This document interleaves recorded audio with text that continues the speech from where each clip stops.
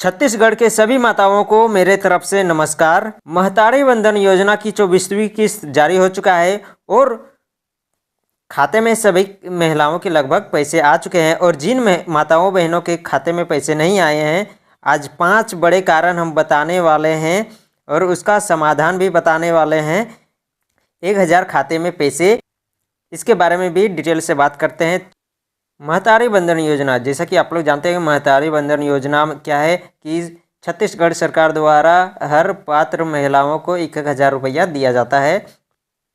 क्या आप भी उन लाखों महिलाओं में से हैं जिनके खाते में महतारी वंदन योजना का पैसा नहीं आया है? क्या आपका स्टेटस पेमेंट फेल या पेमेंट पेंडिंग दिखा रहा है? अपने सब कुछ सही भरा था, फिर भी पैसा क्यों रुका? देखिए, अगर आप भी उन लाखों महिलाओं में से आते हैं जिनके पैसा अभी तक नहीं आया है, आपका पेमेंट फेल दिखा रहा है या पेंडिंग दिखा रहा है स्टेटस, आपने तो सही सारा भरा था लेकिन फिर भी आपका पैसा नहीं आ रहा है, किस कारण नहीं आ रहा है इसके बारे में हम लोग बात करने वाले हैं। घबराइए मत, आज हम आपको 5 बड़े कारण नहीं बताएंगे बल्कि हर कारण का सटीक समाधान भी देंगे ताकि अगली किस्त आपके खाते में सीधे आ सके। यह वीडियो आपके लिए आखिरी उम्मीद है, इसे स्किप मत कीजिएगा। देखिए, यह वीडियो आपके लिए आखिरी उम्मीद है क्योंकि अगर आपका ऐसा प्रॉब्लम हो रहा है तो इस वीडियो में ही आपका पूरा समाधान मिलेगा और इसके बाद आपका कोई वीडियो देखने का ज़रूरत नहीं पड़ेगा। ये हम सटीक जानकारी आप लोगों को देने वाले हैं और उसका समाधान भी, कारण भी बताएंगे और उसका क्या उपाय है वो भी बताएंगे। तो आप लोग लास्ट तक ज़रूर देखिएगा, तभी आप लोगों को समस्या का समाधान होगा। तो चलिए बात करते हैं 5 बड़े कारण और उसका समाधान क्या होगा, इसके बारे में डिटेल के साथ बात करते हैं। फर्स्ट कारण, आधार बैंक लिंक नहीं, यानी कि आपका आधार बैंक लिंक नहीं होगा, डीबीटी इशू हो सकता है। सबसे पहले और सबसे आम कारण, आपके बैंक अकाउंट में आधार लिंक डीबीटी नहीं। देखिए, डीबीटी आपका लिंक नहीं, आधार लिंक नहीं रहेगा, डीबीटी ऑन नहीं रहेगा तो आपका पैसा नहीं आएगा। यह है इसका समस्या। क्या है समस्या की बात करते हैं और नीचे समाधान के भी बात करेंगे, लेकिन सबसे पहले समस्या के बारे में बात करते हैं। यह योजना सीधे आपके आधार कार्ड से जुड़े खाते में पैसा भेजती है। अगर आपके 2-3 बैंक अकाउंट है और अपने जिस अकाउंट नंबर दिया है वह आधार से लिंक नहीं है तो पैसा अटक जाएगा। देखिए, आपके पास अगर 2-3 बैंक अकाउंट है, ठीक है, और उसमें से जो आप अकाउंट नंबर दिए हैं और वो अकाउंट नंबर में आधार लिंक नहीं रहेगा तो हो सकता है आपका कि पैसा अटक जाए। और इसका समाधान क्या है? समाधान की बात करें तो समाधान, तुरंत अपने बैंक में जाकर NPCI मैपिंग यानी डीबीटी डायरेक्ट बेनिफिट ट्रांसफ़र, जिसको बोलते हैं डीबीटी के फुल फॉर्म होता है डायरेक्ट बेनिफिट ट्रांसफ़र, को सक्रिय कराए। यह काम केवल बैंक ब्रांच से होता है, इसलिए इसे प्राथमिकता दें। आप तुरंत बैंक जाइए और अपना डीबीटी जो है NPCI मैपिंग उसको सक्रिय कीजिए, यानी कि ऑन कीजिए। और ये आपका बैंक ब्रांच में ही होगा, तो अब बैंक ब्रांच जहां आपका खाता खुला है वहां जाइए, आराम से कीजिए, ठीक है, कोई दिक्कत नहीं होगा। ये अगर आपका कारण है तो फर्स्ट कारण क्या है? बैंक में लिंक नहीं होने के कारण। अब चलिए देखते हैं दूसरा बड़ा कारण क्या है। तो देखिए, दूसरा बड़ा कारण, आपका खाता निष्क्रिय है, यानी कि इनएक्टिव अकाउंट को क्या होगा, अब इसके बारे में बात करते हैं। दूसरा कारण, आपके बैंक अकाउंट इनएक्टिव या डोरमेंट हो चुका है। यानी क्या होता है इनएक्टिव और डोरमेंट क्या होता है, चलिए हम लोग विस्तार से इसका समस्या और समाधान को बात करते हैं। तो सबसे पहले समस्या देखते हैं। अगर आपने पिछले 1-2 साल में अपने अकाउंट में कोई लेन देन नहीं किया है तो बैंक सुरक्षा कारणों से उसे इनएक्टिव कर देता है। इस पर सरकारी पैसा नहीं आ सकता है। देखिए समस्या क्या होता है, अगर आप 1-2 साल से बैंक अकाउंट में लेन देन नहीं कीजिएगा तो आपका खाता क्या होता है, इनएक्टिव हो जाता है। इनएक्टिव होने का कारण है कि आप पैसा लेन देन नहीं कीजिएगा तो आपके खाता में क्या होगा कि सरकारी फंड आना बंद हो जाता है। और इसका समस्या ये हुआ। अब समाधान क्या है इसके बारे में बात कर लेते हैं। समाधान कैसे कीजिएगा आपको बैंक में जाकर KYC या लाइव ट्रांजैक्शन करना होगा। एक छोटी सी रकम जमा या निकासी कर अकाउंट को एक्टिव कराइए। देखिए इसका समाधान क्या है, आपको बैंक जाना है। अगर आपका KYC नहीं हुआ है KYC तो आपको KYC कर लेना है, और अगर KYC है तो आपको एक लाइव ट्रांजैक्शन यानी कि आपको एक छोटी सी रकम 400-500 रुपया डाल दीजिएगा बैंक में और उसको अपडेट कर लीजिएगा तो आपका फिर से बैंक अकाउंट जो है एक्टिव हो जाएगा। तीसरा बड़ा कारण दस्तावेज में मिसमैच।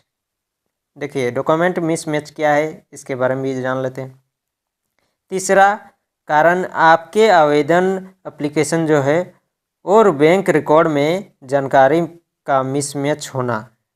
चलिए समस्या क्या है इसके बारे में पहले देखते हैं।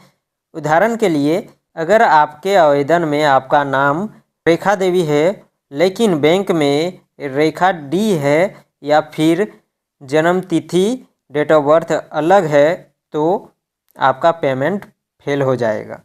देखिए साफ साफ यहाँ पे आप लोग को उदाहरण के द्वारा हम बता रहे हैं कि अगर आपका जो डॉक्यूमेंट है जैसे आधार कार्ड हो गया, आधार कार्ड में आपका नाम रेखा देवी है, ठीक है, और बैंक में आपका नाम रेखा डी है तो आपका वो आधार में है अलग नाम हो गया और बैंक में अलग नाम हो गया, ठीक है। तो दोनों में मिसमैच हो रहा है। रेखा एक में होना, दोनों में होना चाहिए रेखा देवी ही, लेकिन एक में क्या हो जा रहा है कि डॉक्यूमेंट में आपका आधार कार्ड में क्या है रेखा देवी और बैंक में क्या है रेखा डी, तो दोनों मिसमैच हो रहा है। या फिर ऐसा भी हो सकता है कि आपका डेट ऑफ बर्थ में भी आपका गड़बड़ी हो सकता है। Date of birth Aadhaar card में कुछ और होगा और बैंक अकाउंट में कुछ और होगा, इसके कारण भी होता है। तो इसका समाधान क्या है चलिए देखते हैं। अपने सभी दस्तावेज जैसे कि आधार कार्ड, वोटर आईडी और बैंक पासबुक में नाम और जन्म तिथि की स्पेलिंग को एक जैसा कराइए। इसके बाद ऑफिशियल पोर्टल पर जाकर अपनी जानकारी अपडेट कराइए। देखिए इसका एकमात्र सॉल्यूशन है कि आपको क्या करना पड़ेगा। अगर आपका आधार कार्ड, वोटर कार्ड और बैंक पासबुक में अगर कहीं भी किसी में भी अलग नाम है तो सबको सेम कर लेना है। सेम अगर स्पेलिंग है तो स्पेलिंग सही रहना चाहिए। जैसे रेखा देवी है तो रेखा देवी ही होना चाहिए, ना कि रेखा डी होना चाहिए। अगर रेखा डी है और रेखा देवी है तो एक होना चाहिए रेखा देवी। आधार कार्ड में भी रेखा देवी होना चाहिए, वोटर कार्ड में भी और बैंक पासबुक में भी रेखा देवी होना चाहिए। अगर डेट ऑफ बर्थ में अगर गड़बड़ी है किसी में भी तो डेट ऑफ बर्थ भी सब आधार कार्ड में भी, वोटर कार्ड में और पासबुक में सेम होना चाहिए। और उसके बाद आप सारे को सुधार करने के बाद अगर गड़बड़ है तो उसके बाद आपको क्या करना है, ऑफिशियल पोर्टल में जाकर सारा जानकारी को क्या करना है, अपडेट कर लेना है। ये था तीसरा बड़ा कारण। अब चलिए देखते हैं चौथा बड़ा कारण क्या है। चौथा बड़ा कारण तकनीकी खराबी या सर्वर समस्या, ये टेक्निकल ग्लिच। चौथा कारण या बैंक या सर्वर की तरफ से एक समस्या तकनीकी खराबी हो जाती है। देखिए इसका समस्या क्या है इसके बारे में बात करते हैं। ये समस्या है कि एक तकनीकी खराबी या सर्वर समस्या हो सकता है। तो इसके समस्या को क्या है, कभी कभी एक ही समय पर लाखों ट्रांजैक्शन होने के कारण बैंक का सर्वर या योजना का पोर्टल लोड नहीं ले पाता है और पेमेंट फेल हो जाता है। देखिए कभी कभी क्या होता है, उदाहरण के साथ समझिए कि कभी कभी होता है कि एक साथ बहुत सारे लाखों ट्रांजैक्शन होता है। काहे कि लाखों माताओं को, बहनों को पैसा भेजना पड़ता है। तो लाखों लोगों को पैसा भेजने के दौरान और सर्वर में थोड़ा प्रॉब्लम हो जाता है, और पोर्टल वगैरह जैसे कि जिस पोर्टल से पैसे भेजा जाता है उसमें भी लोड उठना सहने की क्षमता नहीं रहता है, जिससे पेमेंट क्या हो जाता है, फेल हो जाता है। तो इसका क्या है समाधान, चलिए देखते हैं। इस मामले में आपको कुछ नहीं करना है, 24 से 48 घंटे तक इंतज़ार करें। योजना विभाग अक्सर इन असफल भुगतानों को मैन्युअली दोबारा भेज देती है। तो देखिए इसका समाधान, आपको इसमें कुछ नहीं करना है, आपको सिर्फ इंतज़ार करना है। क्या करना है, 24 से 48 घंटे तक इंतज़ार करना है।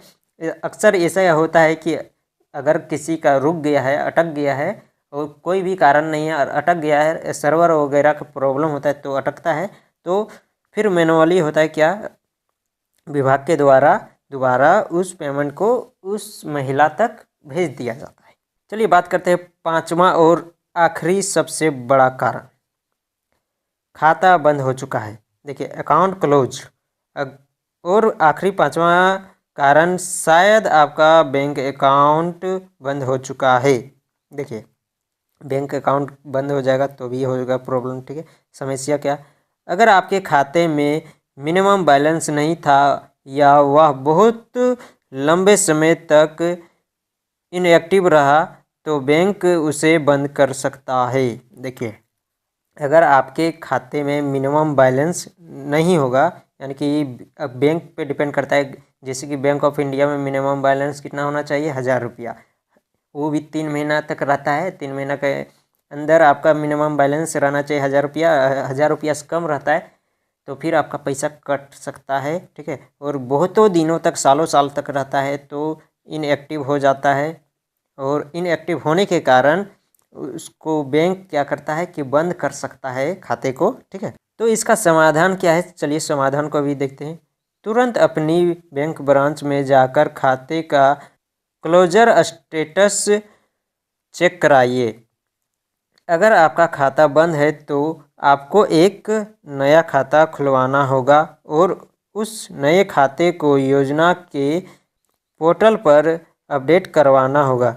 अगर आपका खाता बंद है, देखिए इसका समाधान एक ही है, तुरंत आपको बैंक ब्रांच जाना होगा और बैंक ब्रांच में जाके क्लोजर स्टेटस जो बैंक खाता का होता है उसको चेक करवाइए। उसके बाद आपको पता चलेगा कि अगर बैंक आपका खाता आपका बंद है तो आपको फिर दूसरा नया खाता खुलवाना पड़ेगा और उस नए खाते को योजना के पोर्टल पर फिर से अपडेट करवाना होगा ताकि आपको पैसे फिर से आने लगे। एक चीज़ आप लोगों को बता दें, आप लोग का बैंक अकाउंट कभी बंद नहीं होगा। देखिए साल में 2-4 ट्रांजैक्शन लेन देन कभी जमा कीजिए कभी निकालिए, अगर ऐसा सारे महिलाएं करते हैं तो उसका बैंक अकाउंट कभी बंद नहीं होगा। और जिसका सालों साल लेन देन नहीं होता है उसी का बैंक अकाउंट डीएक्टिवेट या फिर क्लोज हो जाता है, ठीक है। सबसे ज़रूरी एक्शन और निष्कर्ष, दोस्तों एक आखिरी और सबसे ज़रूरी बात, इन सभी कारणों में सबसे महत्वपूर्ण आपका डीबीटी स्टेटस है। देखिए इसमें से सबसे महत्वपूर्ण क्या है कारण कि डीबीटी स्टेटस, अगर डीबीटी स्टेटस सही रहेगा, अधिकतर होता है कि नहीं रहने के कारण अधिकतर महिलाओं के खाते में देखा गया है कि डीबीटी नहीं स्टेटस रहता है, और इसी कारण उनको खाते में पैसे आने में प्रॉब्लम होता है। तुरंत ऑफिशियल वेबसाइट पर जाइए और वहां अपना डीबीटी आधार सीडिंग स्टेटस चेक करें। अगर वहां इनएक्टिव दिख रहा है तो कोई भी किस्त नहीं आएगा, बैंक जाकर उसे तुरंत एक्टिवेट करवाइए। उम्मीद है इस वीडियो ने आपकी चिंता दूर कर दी होगी। अब आपको पता है कि पैसे क्यों रुका है और इसे कैसे ठीक करना है। आपको इस वीडियो के माध्यम से सारा जानकारी प्राप्त हो चुका है। यह जानकारी हर उस महिला तक पहुंचाइए जिसका पैसा अटका है। वीडियो को लाइक करें और ऐसे ही ज़रूरी और सही जानकारी के लिए चैनल को सब्सक्राइब करना ना भूलें। मिलते हैं अगले वीडियो में, तब तक के लिए धन्यवाद। जय हिंद।